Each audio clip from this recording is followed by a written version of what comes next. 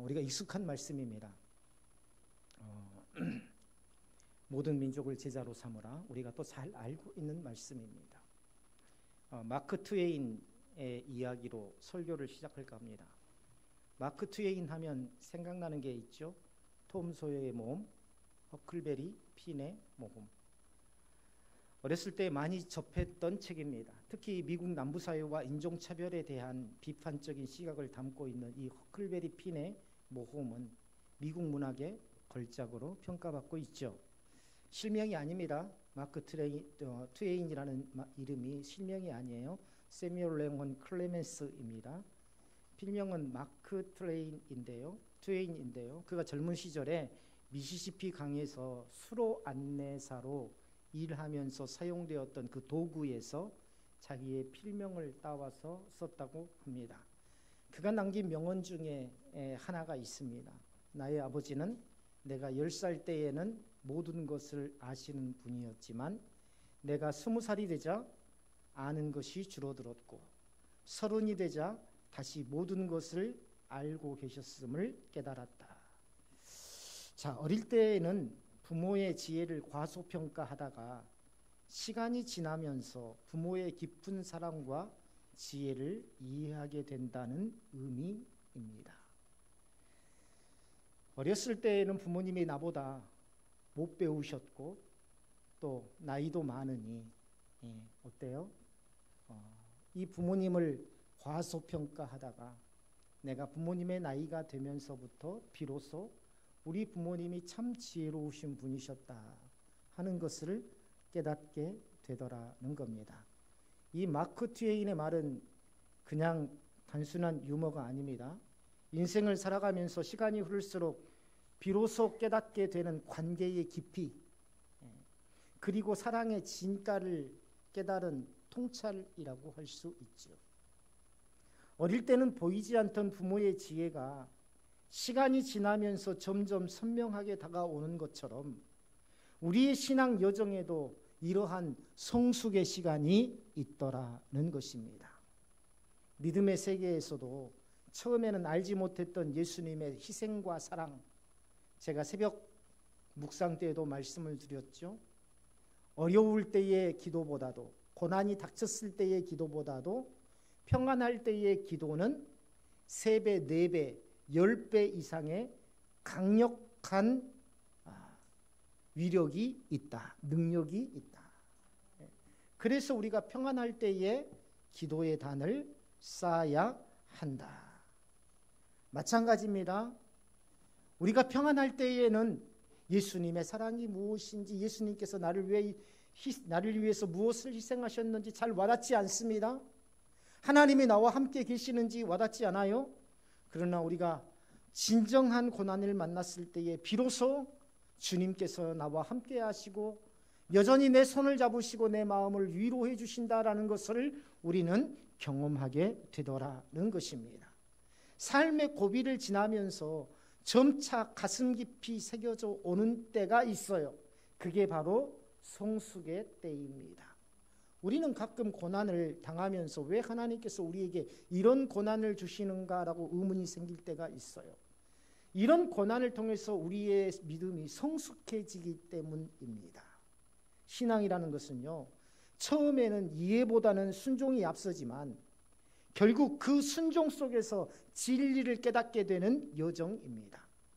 아니, 내가 이해를 해야 순종할 텐데 자꾸만 순종하라고 그래요. 그래서 어떻게 합니까? 마지못해서 순종하지만 그러나 그 순종을 통해서 진리를 깨닫게 되는 여정이 바로 신앙생활이더라는 것입니다. 우리의 마음이 자랄수록 복음의 깊이도 함께 자라고요. 예수 그리스도의 십자가와 부활의 의미는 단순한 지식이 아니라 삶을 변화시키는 능력입니다. 죽었다가 다시 살아난 것처럼 이 세상에서 큰 능력이 어디에 있겠습니까? 마치 마크 트웨인이 아버지의 지혜를 점차 깨달았던 것처럼 우리도 예수님께서 우리를 위해서 행하신 일을 시간이 지나면서 더 깊이 이해하게 되더라. 어떤 시간입니까? 영적으로 더 깊이 깨달아지는 그런 시간이죠. 어디에서요? 고난 속에서. 예수님의 십자가는 처음에는 슬픔처럼 보일 수 있습니다. 고난은 우리에게 슬픔처럼 보일 수 있어요. 그러나 그 십자가가 바로 구원의 문이었음을 깨닫는 순간 우리는 더 이상 과거의 우리로 남아 있을 수 없더라. 그리고 부활하신 예수님을 만난 제자들처럼 우리도 삶의 모든 상황 속에서 부활의 주님을 다시 만나는 경험을 하게 되더라는 것입니다. 이것을 무엇을 통해서만 가능해요? 말씀 묵상을 통해서만 가능한 일입니다. 제가 말씀 묵상을 하는 목회자이기 때문에 말씀 묵상을 강조하는 게 아닙니다. 말씀 묵상만이 주님과 동행하는 길이에요. 말씀 묵상만이 하나님의 마음을 깨닫는 길입니다. 예수님께서 십자가에서 죽으시고 사흘 만에 부활하셨어요. 이것이 사람의 말로 전해질 때에 어떻게 내 속에 감동이 되겠어요? 이 말씀을 되새기고 또 되새기고 또 되새길 때에 그 속에서 부어지는 성령의 충만함과 깨달음이 있습니다. 그때에 내 가슴속 깊이 이 말씀이 와 닿는 거예요. 무엇으로요? 진리의 말씀으로 와 닿는 것입니다. 그러나 여전히 제자들은 예수님의 죽음을 목격한 후에 두려움과 절망에 빠져 있죠. 그런 그들에게 누가 나타나셨습니까? 부활의 예수님께서 나타나셨어요. 이것은 그들의 믿음을 다시금 회복시키는 결정적인 순간이었습니다. 모든 것이 끝났다라고 생각했는데 부활하신 예수님께서 제자들 앞에 나타나심으로 끝난 게 아니구나. 더 큰 은혜 가운데로 하나님께서 인도하시는 분이시구나라는 것을 깨닫게 되더라는 것입니다. 사랑하는 동역자 여러분, 우리에게 말할 수 없는 슬픔과 고난이 닥칠지라도 그러나 그게 끝난 게 아닙니다. 하나님께서는 반드시 선한 길로 인도하시는 분이시고 더 큰 은혜의 길로 우리를 인도하실 줄 믿으시기를 바랍니다. 부활하신 예수님은요, 단순히 살아난 존재가 아니에요. 죽었다가 우연히 살아난 존재가 아닙니다. 하늘과 땅의 모든 권세를 가지신 왕으로 다시 오신 것입니다. 왜 그렇습니까? 죽음은 인간이 결코 넘어설 수 없는 가장 근본적이고 최후의 한계이기 때문에 그렇습니다. 우리는요, 성경을 읽으면서 예수님께서 부활하신 것, 예수님께서 그냥 부활하셨구나, 다시 사셨구나, 이러한 마음으로만 받아들이면 안 됩니다. 가장 근본적이고 최후의 한계선인 이 인간의 죽음을 뛰어넘은 분이 누구라고요? 예수님이시다. 그 누구도 죽음을 이겨본 적이 없습니다. 그런데 예수님께서는 죽음을 이기시고 부활하심으로 모든 권세 위에 계신 분이시다라는 것을 증명하신 것입니다. 이 세상 위에 계신 분이시다. 이 세상의 모든 사망의 그러한 한계선을 초월하신 분이시다라는 것을 증명하신 것입니다.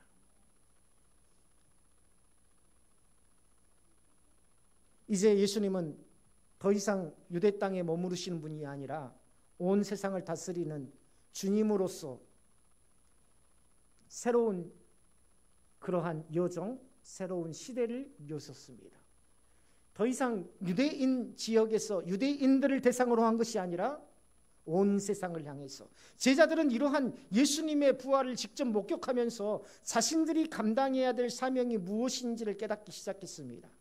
그 사명은 예수님께서 마지막으로 주신 이 명령 속에 담겨져 있죠. 오늘 우리가 봉독한 그 말씀입니다. 너희는 가서 모든 민족으로 제자를 삼으라. 이 말씀은 단순히 전도하라는 이 말씀이 아니에요. 온 세상 속에서 예수님의 가르침을 따르는 참된 제자가 되라는 말씀입니다. 예수님께서 친히 보이신 이러한 삶의 가르침을 그대로 전수해서 세상이 하나님의 말씀을 따라 변화되도록 하는 것이 제자들에게 맡겨진 일입니다. 그러나 그 사명을 감당하는 게 쉽지 않아요. 복음을 전하는 길에는 박해와 어려움이 따를 것이 분명했기 때문입니다. 하지만 예수님께서는 마지막으로 이렇게 말씀하시죠. 볼지어다 내가 세상 끝날까지 너희와 항상 함께 있으리라. 따라서 합니다.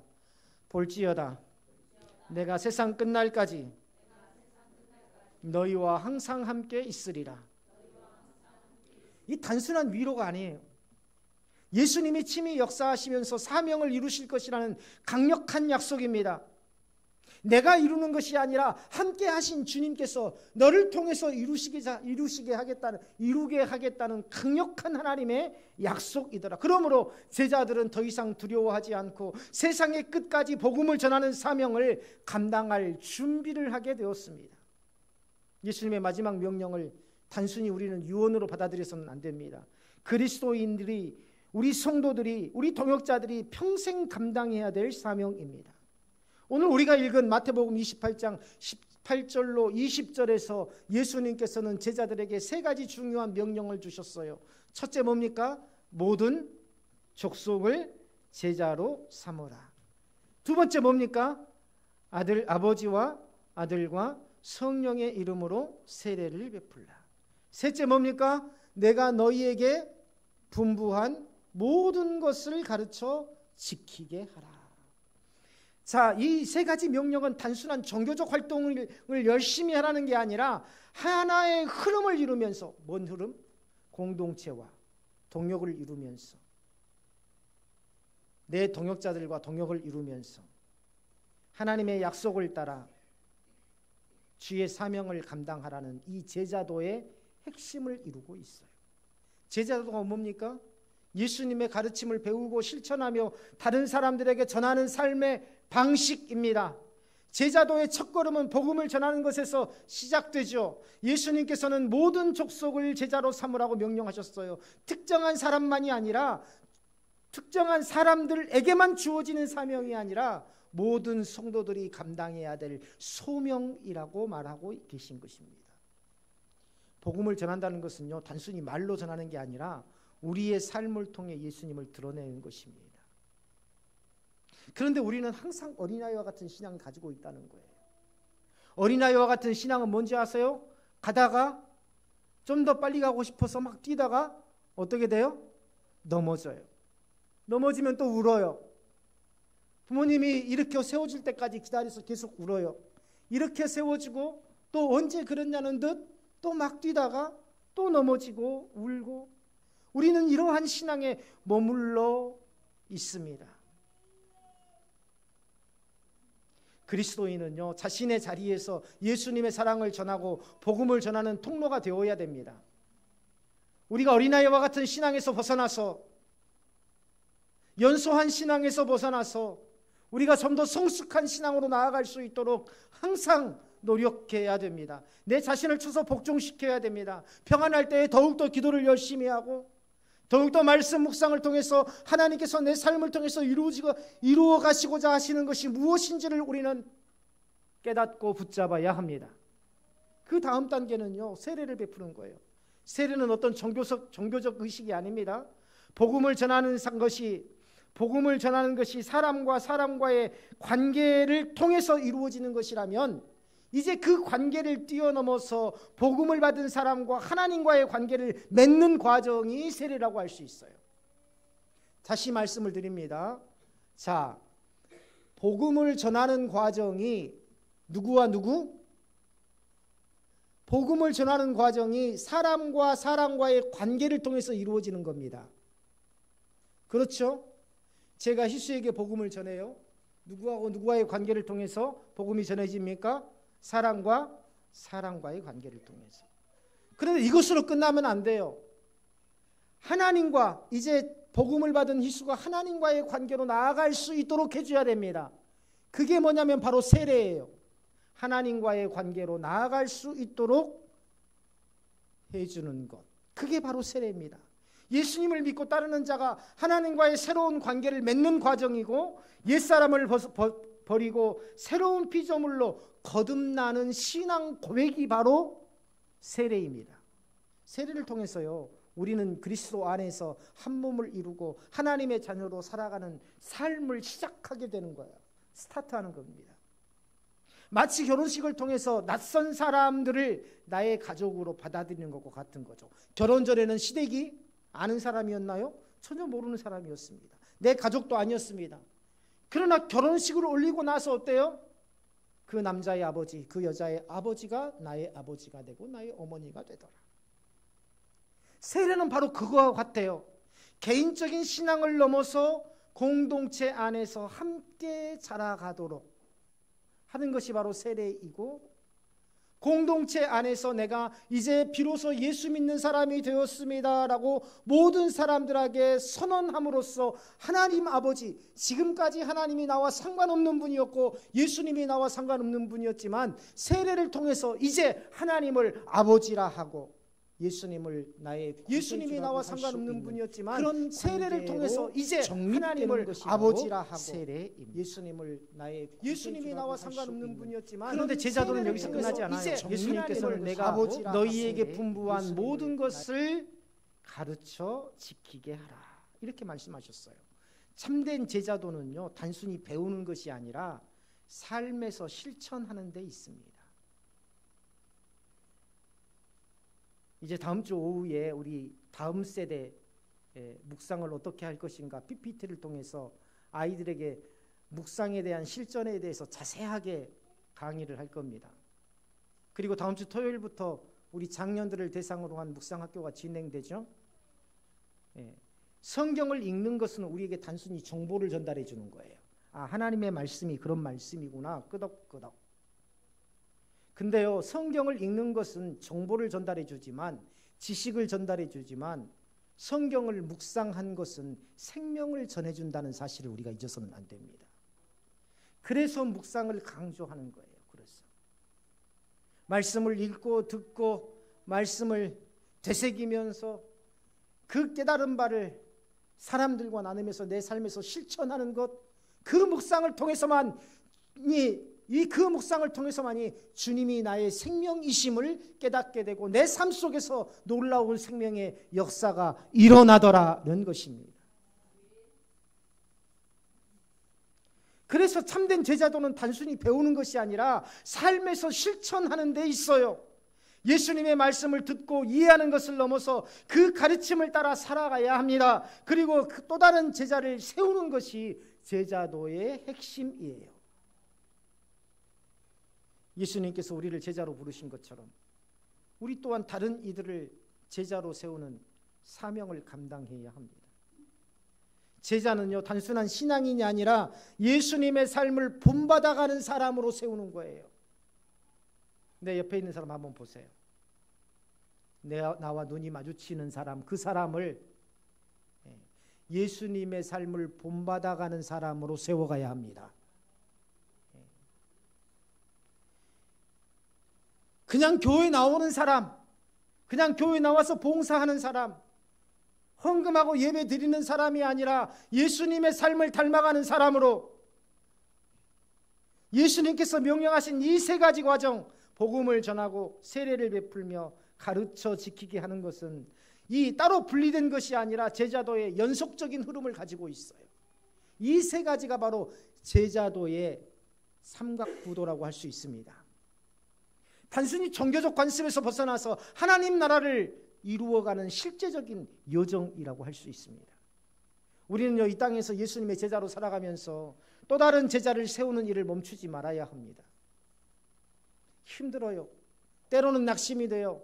이제 섰나 하면 다시 넘어지고, 이제 세워졌나 하고 바라보면 어느새 어떤 부분이 썩어 있고 내가 안 보는 사이에 또 넘어져 있고 힘들고 어렵습니다. 사람을 세워간다는 것은요, 내 힘으로는 하지 못해요. 그래서 하나님께서 하시는 것입니다. 우리가 해야 될 일은요, 이 일을 멈추지 않는 것입니다. 포기하지 않고 주님 앞에 맡기고 끝까지 감당하고자 하는 그 마음을 갖는 것입니다. 그 믿음을 갖는 것입니다.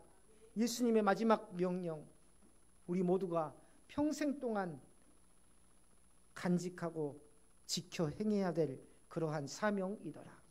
자, 먼저 모든 민족을, 모든 족속을 제자로 삼으라. 이 말씀은 복음의 경계를 확장하는 명령이죠. 내 안에만 가두지 말고, 복음을 받았으면 내 안에만 가두지 말고 내 자녀에게 전하고, 내 이웃에게 전하고, 내 주변 사람들에게 전하고, 이게 바로 모든 민족을 제자로 삼으라는 예수님의 명령에 순종하는 것입니다. 하나님의 주권 안에서 모든 제자들, 즉 모든 성도들에게 내려진 명확한 사명이 바로 이겁니다. 모든 족속으로 제자를 삼으라는 이것. 구약 시대에요. 하나님께서는 이스라엘을 선택하시고 그들과 언약을 맺으셨습니다. 하나님께서 아브라함에게 주신 약속을 보면 땅의 모든 족속이 너로 말미암아 복을 받으리라. 누구에게 말씀하셨어요? 아브라함에게 명령하셨어요. 땅의 모든 족속이 너로 말미암아 복을 받으리라. 구원의 범위가 애초부터 이스라엘이라는 한 민족에 국한된 것이 아니라 하나님께서 계획하신 모든 사람들을 향한 구속의 경륜 속에서 이루어진 것이다 라는 것을 구약에서부터 말씀하신 것입니다. 우리는요, 어떤 복음이, 하나님의 은혜가 유대인들로부터 시작해서 이스라엘로부터 시작돼서 점점 세계로 확장됐다고 생각하는데요, 하나님의 뜻은 그게 아닙니다. 이미 모든 이 땅의 모든 족속을 향한 하나님의 은혜가 충만해 있다는 것을 말씀하신 거예요. 그리고 그 전할 사명을 누구에게 줬어요? 유대인에게 줬던 것, 이스라엘에게 줬던 것입니다. 그런데 이스라엘이 그 사명을 감당하지 못했어요. 오히려 그것을 자신의 기득권으로 알고 오히려 자신이 하나님 여호와를 믿음으로써 자신들이 우월한 민족으로 여기고, 오늘 우리가 그렇지 않습니까? 우리는 천국 백성이야. 세상 사람들을 죄인으로 보고 악한 사람들로 보고 세상은 멸망해야 할 대상으로 보고, 우리가 마치 이스라엘 사람 유대인들과 같은 그러한 마음으로 신앙생활하고 있지는 않습니까? 이스라엘은 하나님께서 주신 이 특별한 은혜를 자신들만의 특권으로 여겼어요. 오히려 이방 민족을 배척하는 방향으로 나아가곤 했습니다. 우리가 성경을 읽으면서 하나님께서 이방인들을 가까이 하지 말라고 하셨다고 생각할 수 있는데요, 전혀 그렇지 않습니다. 출애굽 당시에도 이스라엘 안에는 누가 있었어요? 이방인들이 있었습니다. 하나님께서는요, 단순히 이방인들을 멀리하라고 하신 것이 아니라 우상 숭배와 죄 가운데에 있는 이방인들의 삶의 방식, 그들과의 언약 없는 혼합, 결혼, 이걸 금하신 거예요. 다시 말해서 이방인 자체를 배척하신 것이 아니라 그들의 죄된 행위와 신앙적 영향력이 하나님의 백성을 오염시킬 수 있기 때문에 우상 숭배를 행하는 그러한 신앙적 영향력이, 종교적 영향력이 하나님의 백성들을 오염시킬 수 있기 때문에 경계하라고 하신 것입니다. 그런데요, 이스라엘의 이러한 배타적인 경향은 신약 시대 유대인들에게도 여전히 남아있죠. 사마리아인들을 차별의 시선으로 보았지 않습니까? 이러한 배타적 경향이죠. 예수님의 십자가 대속을 통해서 성소의 휘장이 위에서 아래로 찢어진 사건은 하나님과 사람과의 관계뿐만 아니라 사람과 사람과의 관계에 존재하는 모든 벽도 허물어졌다는 것을 의미합니다. 마태복음 27장 51절에서 성소의 휘장이 위로부터 아래로 찢어져 둘이 되었다라고 기록하고 있어요. 마가복음 15장 38절, 누가복음 23장 45절에도 동일하게 기록하고 있습니다.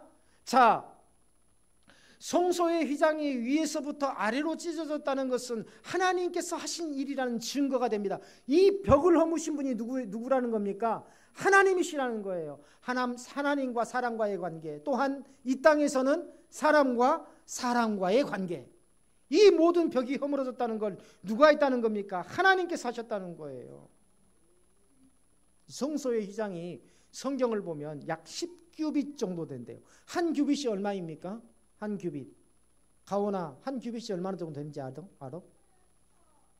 자, 팔 들어봐. 이렇게 가온이만 팔 들어봐. 됐지? 여기 팔꿈치에서 손끝, 그게 한 규빗이야. 알았지? 이제 다시는 잊어먹지 마. 안 잊어먹을 것 같아 이제. 가온이의 팔은 조금 짧아서, 제 팔도 똑같습니다. 저도 팔과 다리가 좀 짧은 사람이라. 근데 보통 성인 남자의 팔꿈치부터 손끝까지가 한 규빗입니다.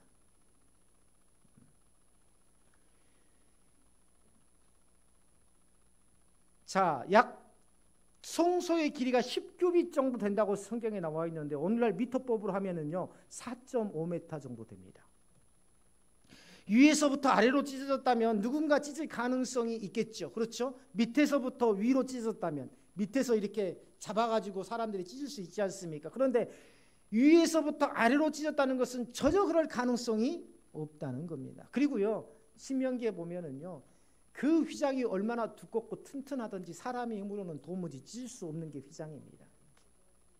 복음이 모든 민족을 향해 있다는 사실은 예수님의 사역에서도 드러나고 있죠. 사마리아의 여인과의 대화는 그 대표적인 예입니다.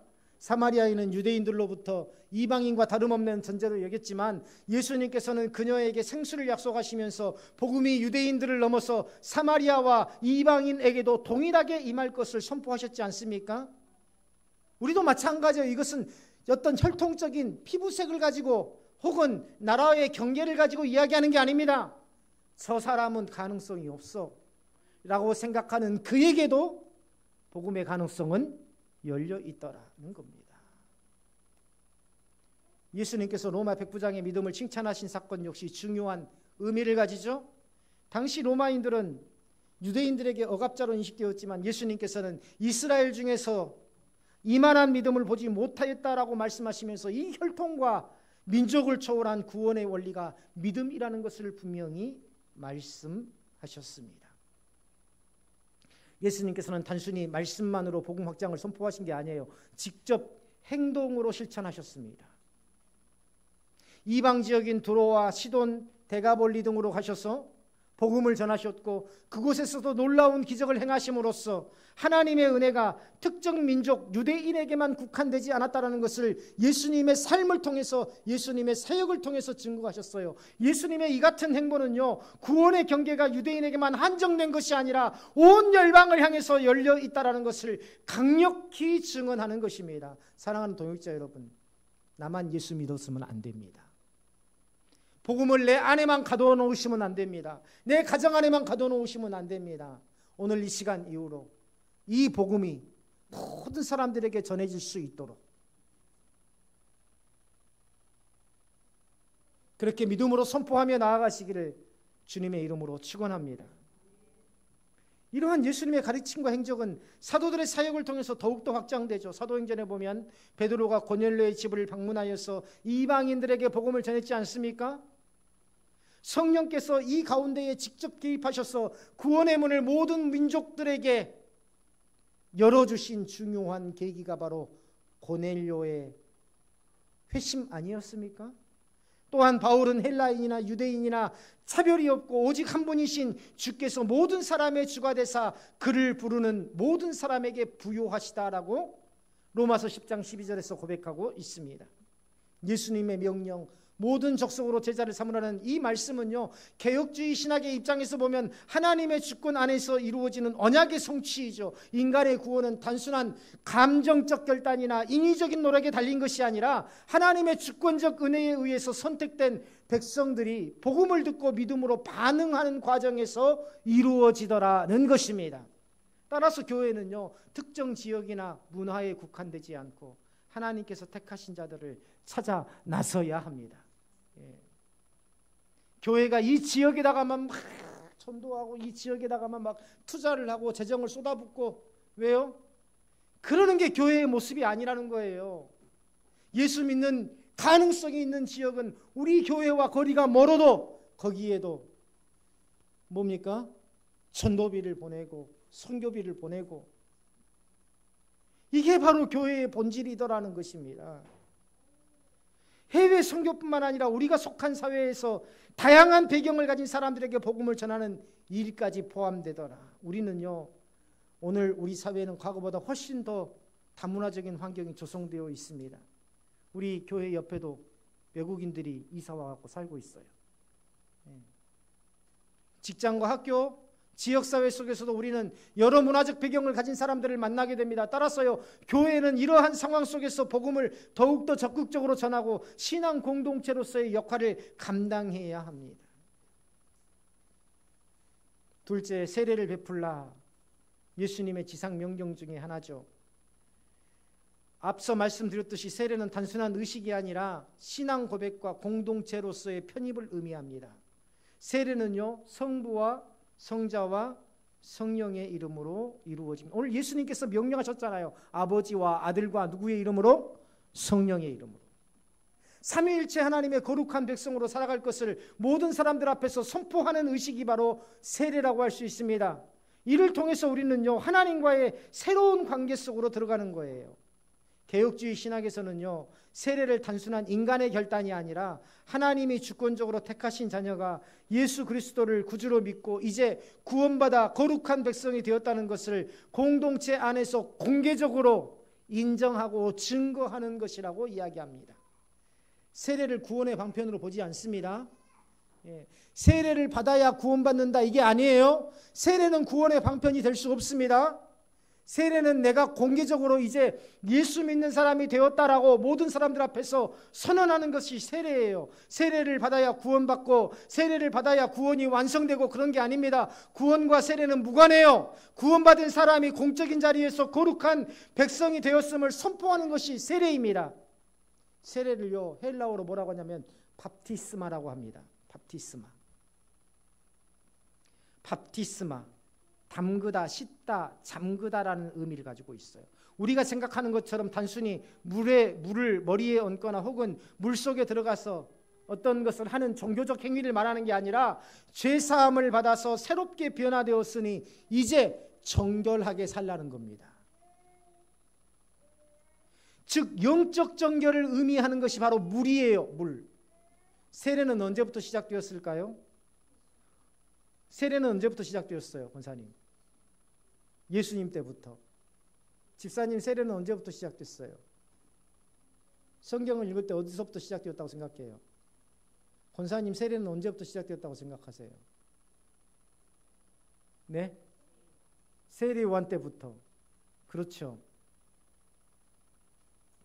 세례 요한의 사역이 마태복음 3장에 기록되어 있는데 그때부터 세례 요한이 회개하라 천국이 가까웠느니라 외치자 많은 사람들이 죄를 자복하고 요단강에서 그에게 세례를 받더니 라고 기록되어 있습니다. 그래서 우리는 세례가 신약 시대에 와서 시작되었다는 것으로 생각하는데요, 아니에요. 신약에 없다가 구약에는 없다가 신약 때에 와서 비로소 세례가 생긴 게 아닙니다. 이미 구약에도 물은 정결의 의미로, 세례의 의미로 사용되었다는 것을 우리가 볼 수 있어요.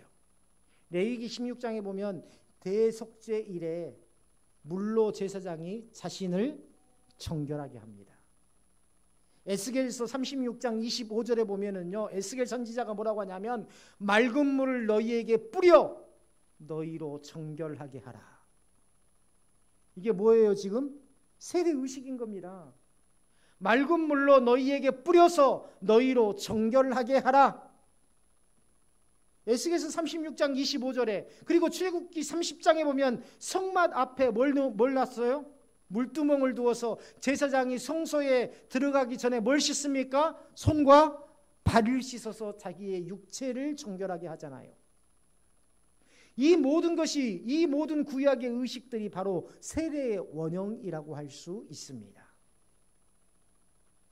그래서 세례가 어느 날 갑자기 구약에는 없다가 신약시대에 생긴 그런 게 아니에요. 사도행전에서 베드로는요, 너희가 회개하여 각각 그리스도의 이름으로 세례를 받고 죄사함을 받으라. 그리하면 성령을 선물로 받으리라. 이렇게 선포했어요. 세례가 단순히 외적인 의식이 아니라 하나님의 은혜로 주어지는 구원의 증표더라. 세례가 세례를 받아야 구원받는다는 게 아니라 구원을 받은 하나님의 자녀이고 백성이라는 하나의 증표더라. 바울은 세례를 그리스도와 함께 장사되었다가 그의 부활과 함께 새 생명 가운데로 행하게 된 것이라 이렇게 설명하고 있습니다. 자, 한 가지 더 짚고 넘어갈게요. 개혁주의 장로교회에서는요, 이러한 언약 신학에 따라서, 다시 말하면 오직 하나님의 백성만이, 또 구원받은 하나님의 백성만이 성령의 인도하심을 따라 세례를 받는다라는 이 언약 신학에 따라서 유아 세례를 시행합니다. 그런데 침례교나 제세례파, 오순절교회, 오순절교회는 어디죠? 순복음교회잖아요. 순복음이나 독립교단에서는 유아 세례를 하지 않습니다. 이러한 교단에서 유아 세례를 인정하지 않는 것은 뭐냐면, 왜 그러냐면 믿음의 고백 없이는 세례가 무의미하다라고 생각하기 때문에 뭐예요? 유아 세례를 주지 않아요. 알고 계시라고 말씀을 드리는 겁니다. 어떤 교회에서 유아 세례를 주지 않는 것은 자신의 믿음 고백이 없는 세례는 뭐예요? 무의미하다라는 생각을 가지고 세례를 주지 않습니다. 유아 세례를 주지 않습니다. 그러면 왜 개혁주의 장로교를 비롯한 감리교나 일부 교단에서는 유아 세례를 인정하느냐? 왜 그럴까요? 부모의 믿음으로요? 그럼 부모의 믿음으로 천국도 갑니까? 아니죠.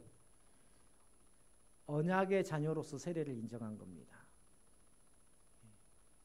잘 배워놓으세요. 언약의 자녀로서 세례를 인정한 거예요. 다시 말하면 자, 구약에서 언약된 자녀에게 뭐가 행해졌어요? 아브라함이 할례를 받고 이삭이 어떻게 됐어요? 할례를 받고 이삭이 할례를 받고 또 야곱을 낳고 야곱이 할례를 받았잖아요. 이 모든 아브라함의 후손들이 어디 안에 있었어요? 언약 안에 있었습니다. 그래서 부모의 신앙을 가진 내 자녀도 하나님의 언약 안에 있다는 그 확신을 가지고 유아 세례를 인정하는 거예요. 이 아이 또한 하나님의 언약 안에 있을 줄 믿습니다. 라는 마음을 가지고 유아 세례를 행하는 것입니다. 그래서 언약된 자녀에게 세례가 시행되어야 한다는 것이 개혁주의 장로교의 입장입니다. 그래서 개혁주의 장로교회에서는 유아 세례를 베푸는 것입니다. 자, 마지막으로 가르쳐 지키게 하라 하는 예수님의 마지막 명령 중에 하나죠. 자, 단순한 지식 전달이 아니라 삶의 변화와 순종을 요구하는 말입니다. 성경을 펼쳐놓고 이것은 이거고 저것은 저거고 성경을 가르치라는 말이 아니에요. 말씀을 가르치라는 말이 아닙니다. 삶을 통해서 증거하라는 거예요. 이 명령을 깊이 묵상해 보면 단순한 성경적 가르침, 교리적 가르침을 넘어서 성도의 삶을 온전히 변화시키려는 하나님의 뜻이 담겨져 있다는 것을 깨달을 수 있습니다. 예수님께서 사용하신 가르쳐 지키게 하라 해서 가르치다라는 이 원어는요, 디다스코라고 합니다. 가르치다, 디다스코라고 해요. 헬라어 디다스코. 이 디다스코라는 단어가 뭐냐면요, 단순히 지식을 전달하다라는 의미가 아니에요.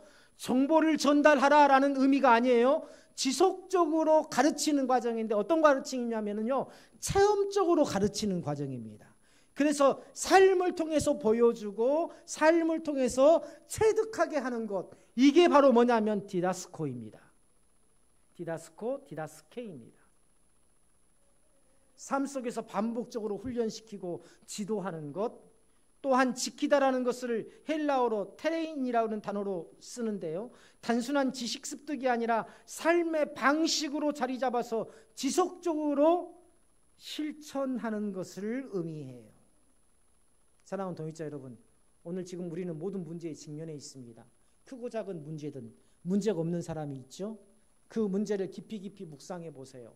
그 문제가 어디서부터 시작되었는지, 내 순종에서부터 시작되었습니까? 내 불순종에서부터 시작되었습니까? 모든 인생의 문제는요, 내 순종에서부터 시작되지 않아요. 불순종에서부터 시작됩니다. 이것을 바로 잡으세요. 체험적으로, 경험적으로 주님을 아는 지식으로 나아가고 하나님을 아는 지식이 내 삶에 완전히 안착될 때까지 끊임없이 내 자신을 쳐서 주 앞에 복종시키시기를 주님의 이름으로 축원합니다.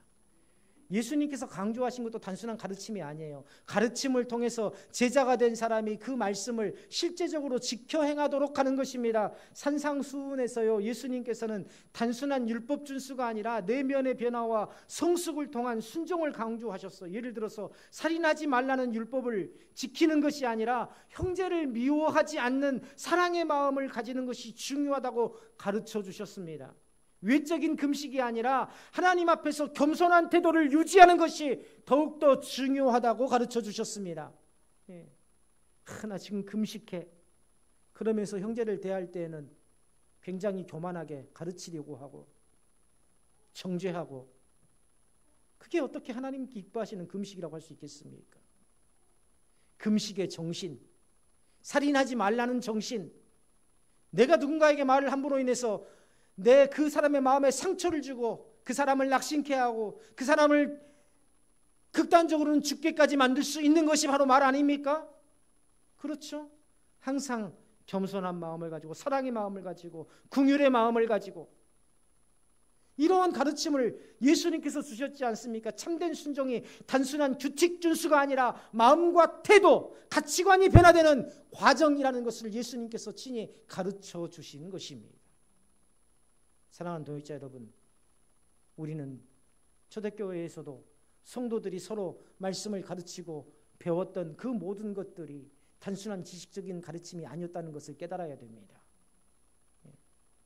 말씀 속에서 녹아져야 돼요. 묵상 훈련을 통해서도 나오겠지만은요, 묵상 훈련을 통해서도 제가 말씀을 드리겠지만, 묵상이라는 것은 내가 말씀을 이해하는 과정이 아니에요. 묵상을 해보신 분은 알 겁니다. 깊이 묵상을 해보시는 분은요, 내가 말씀을 이해하고 내가 말씀을 내가 알아가는 과정이 아니라 말씀이 나를 알아가고 말씀이 나를 이해하는 과정이라는 것을, 그걸 알게 될 겁니다. 마찬가지예요. 동역자 여러분, 초대교회와 같이 우리가 서로 말씀을 나누며 마음속으로 한번 손들어 보실래요?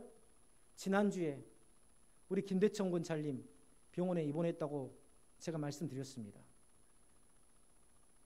카톡이나 문자라도 한 통 하시는 분, 그분은 우리에게 별로 중요하지 않아요. 솔직히 그렇지 않습니까?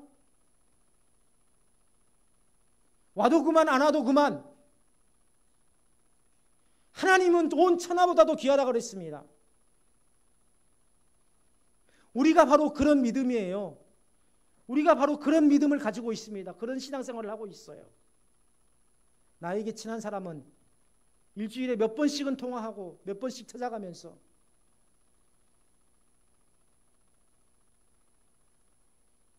모든 성경은 하나님의 감동으로 된 것으로 교훈과 책망과 바르게 함과 의로 교육하기에 유익하니 이는 하나님의 사람으로 온전하게 하며 모든 선한 일을 행할 능력을 갖추게 하려 합니다. 주님, 이 시간 이 말씀을 받으면서 기도하십시오. 하나님, 이 말씀을 이제 묵상할 것을 결단하게 하시고 이 말씀 속에서 내 삶이 녹아지게 하옵소서. 그래서 남들이 볼 수 없는 지혜를 갖게 하시고 남들이 가질 수 없는 통찰을 갖게 하시고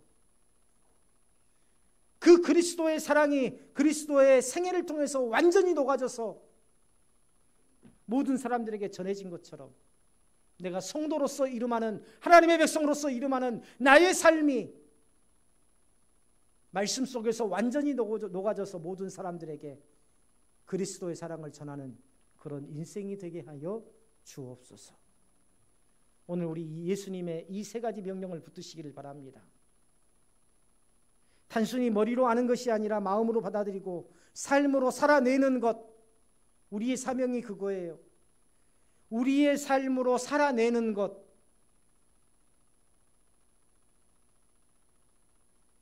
신앙은 단순히 머리로 아는 것이 아니라 마음으로 받아들이고 삶으로 살아내는 것. 예수님께서는 나의 계명을 지키는 자라야 나를 사랑하는 자니 말씀하셨습니다.